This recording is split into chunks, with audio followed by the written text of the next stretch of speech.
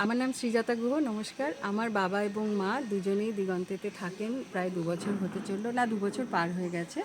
আমরা প্রথম যখন বাবা মাকে এনেছিলাম তখন ইন্ডিপেন্ডেন্ট বাড়িতে ওদের থাকা এবং সেটা ম্যানেজ করা আমাদের পক্ষে খুব মুশকিল হয়ে যাচ্ছিল। সবাই আমরা কলকাতায়, কিন্তু ওটা একটা ভীষণ স্ট্রাগল হচ্ছিল অনেক কারণে।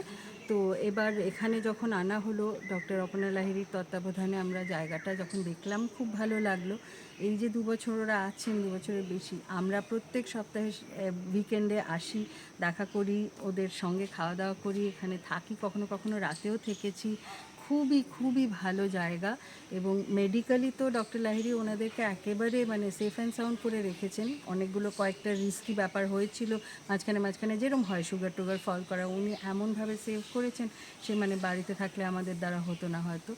আর তাছাড়াও সব কিছু এত সুন্দর করে ম্যানেজ করেন ডক্টর লাহিড়ী, মানে খাওয়া দাওয়া, কোয়ালিটি অফ লাইফ, সব কিছুর দিকে এমন ওনার অ্যাটেনশন আছে যে আমরা তো মানে বলবো এরকম জায়গা ওয়েস্ট বেঙ্গলে আমরা কোথাও দেখিনি।